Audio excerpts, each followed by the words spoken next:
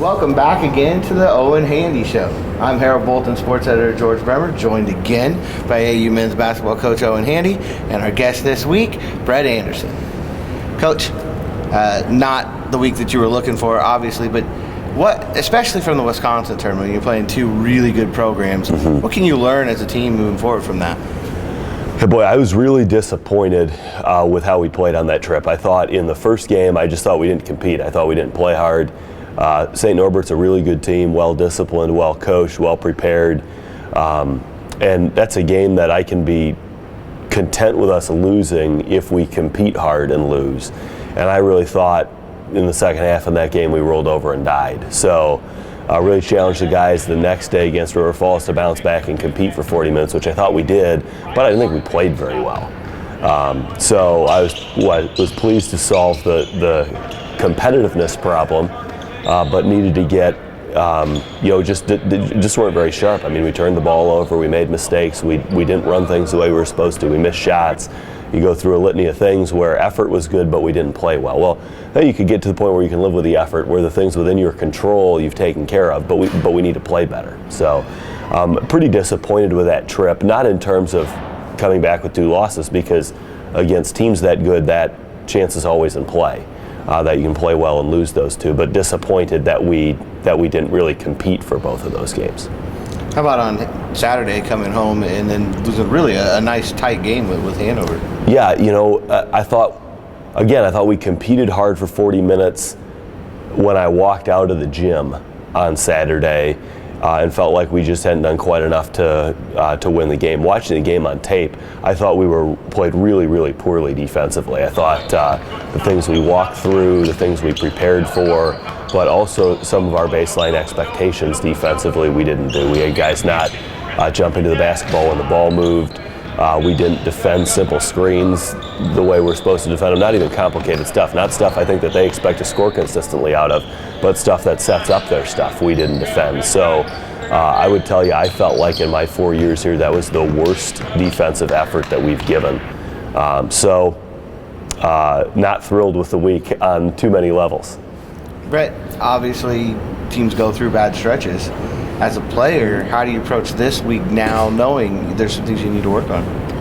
Coach has done a really good job pointing out to us what we need to do better in order to improve and win these next couple games. So as an upperclassman, as a veteran, I think it's just important that we go out there and practice every day and we work hard to do what he tells us to do, and then try to get the freshmen and the younger guys to do the same things that we do, so that when we go back out there tomorrow night, we can put that practice into the game situation, and that should help us get a win.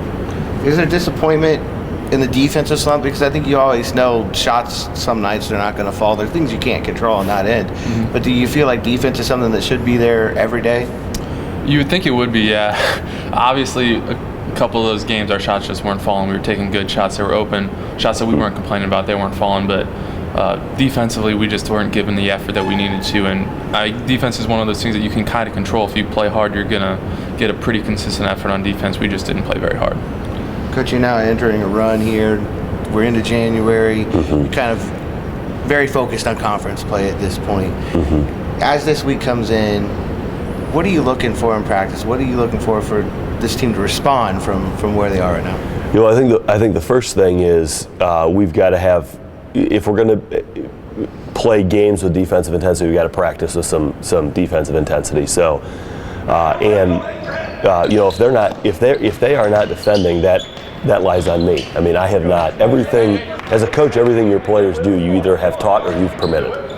And obviously, I've permitted us to get away with not having an identity at the defensive end of the floor, with not really competing at that end of the floor. So we came back yesterday and worked really hard defensively, and not at complicated stuff, at pretty simple stuff that we simply need to do every time. Not stuff that requires great skill, not stuff that requires great athleticism, but stuff that simply requires commitment and discipline to doing it every possession. So we came back yesterday. The guys did a great job. We looked at on tape some of the stuff that we weren't doing, and it's hard to argue with videotape.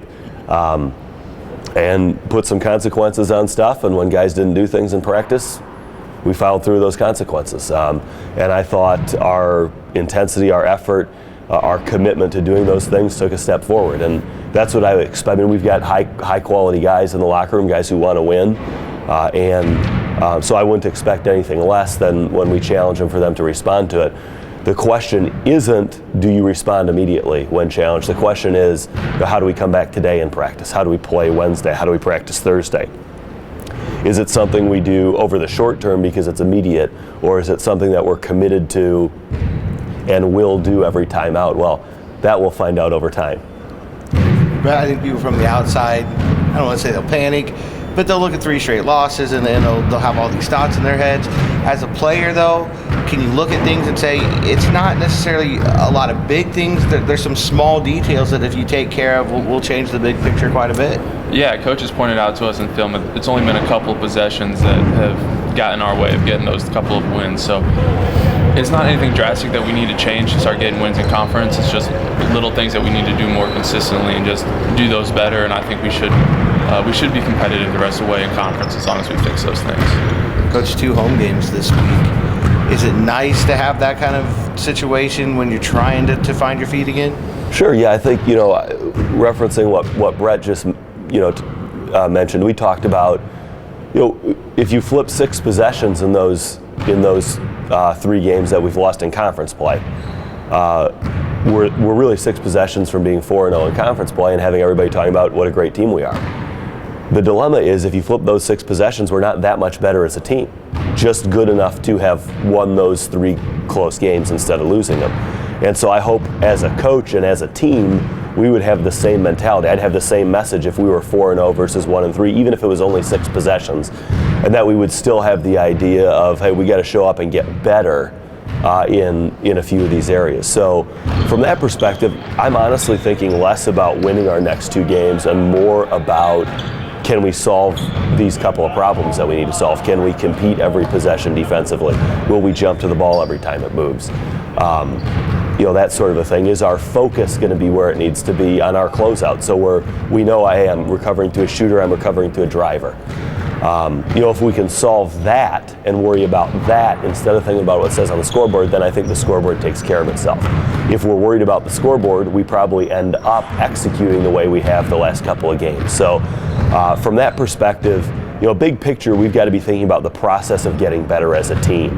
And that process doesn't change a lot no matter what our record says we are. 1-3 and 4-0 say 2 really different things, but if you flip 6 possessions, that doesn't say a whole lot about being a different team.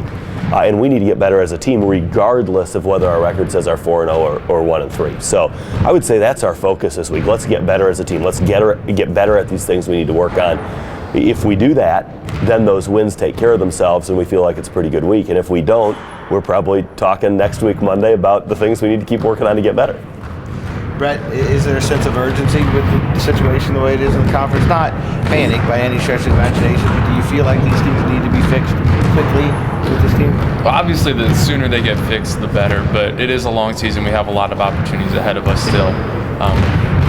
I don't think if we aren't able to turn them around right away, I don't think it's the end of the world. But obviously, we would like to get them fixed by tomorrow night. And just if we won the rest of our conference games, that'd be awesome. But if we drop a couple more because we don't get them fixed right away, I don't think it's the end of the world.